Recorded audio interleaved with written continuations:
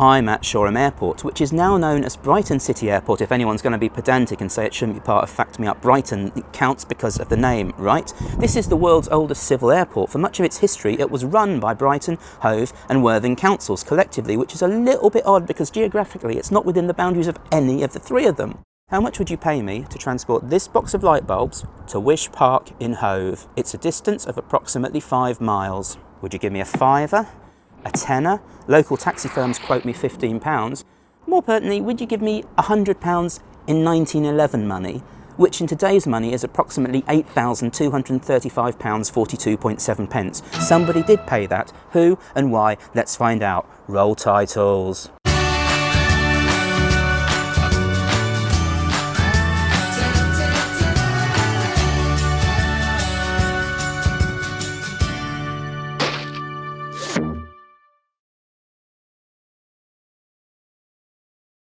But Fact Me Up doesn't like phrases like approximately 5 miles. We want to know exactly how far it is. I have a watch that counts steps and distance and even time, so I will be using it to take these light bulbs on foot from here to Wish Park Hove and find out exactly how far it is. And I will be doing it all whilst wearing this sexy hat. Let's go.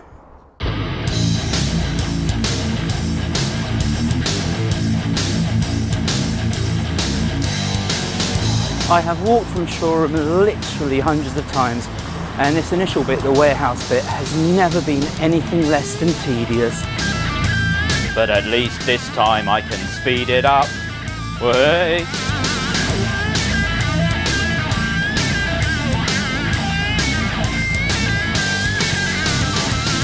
Bonus mini fact, built in the 1840s, Shoreham Lighthouse isn't actually Shoreham Lighthouse at all, it's actually Kingston Boosey Lighthouse. It's named after the village that was here before Shoreham ate it.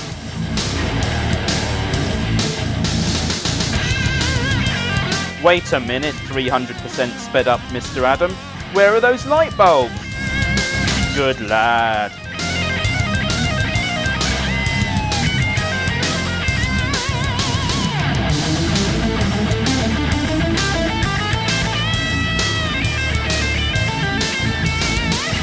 This is Wish Park in Hove, and these have been delivered.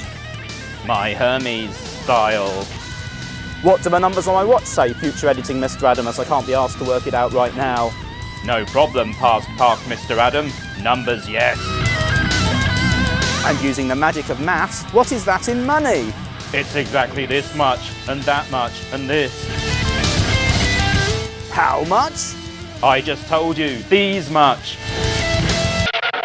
So why was the journey so expensive? Well, because it started here at Shoreham Airport and I'm wearing this hat, you've probably guessed that a plane was involved. Is that why it cost so much? Well, no, because in that era people were flying passengers, much heavier than light bulbs, much further distances for much less money. Perhaps the pilot was the reason. Well, to be honest, if you wanted someone to fly you some light bulbs a few miles down the road, you couldn't pick anyone better than Captain Horatio Claude Barber.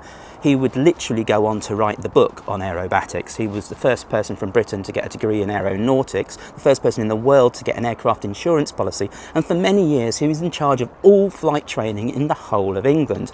But he was one of those flying passengers further for less, so that still doesn't explain it. The simple answer is pure raw publicity. In the Edwardian era, everyone was obsessed with those magnificent men and, to a far less numerous extent, women in their flying machines. The public couldn't get enough of them, and nor could the newspapers. War on fake facts. Almost every list of quirky facts about Brighton mentions the light bulb flight, but almost all of them get at least a couple of important elements wrong. Let's correct those now. 1. A lot of websites say this took place in 1910. Wrong, it was definitely the 4th of July 1911. It was actually supposed to happen the day before, the 3rd, but a giant spotlight to highlight where Barber was supposed to land didn't turn up, so they postponed it a day. Quite ironic that the absence of a big light caused a delay in the delivery of a bunch of light bulbs, and that's actually ironic, not Alanis Morissette ironic. 2, almost every account says that the light bulbs were flown to Hove Lawns. Now that would make sense, it's a lot more runway shaped, but it's simply not true. They were definitely flown to Marine Park on Wish Road, which is now known as Wish Park. I've checked the local papers from that day, and they even have photographs. 3, the cargo is almost always referred to as Osram light bulbs. This is a little bit of a grey area. They did include Osram filament, but they were General Electric Company light bulbs. Osram didn't start making their own light bulbs until 8 years later. 4, the destination for the bulbs is usually given as local hotels. Now that may well have been the final destination, but Barber was actually taking them to an electrical shop called Page & Miles at 79 Western Road, Hove, which is now this Lebanese restaurant on Palmyra Square.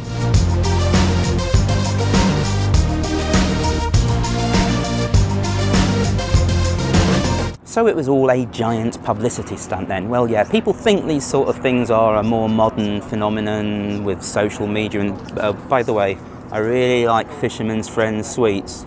Loft House of Fleetwood, hit me up for some freebies, yeah?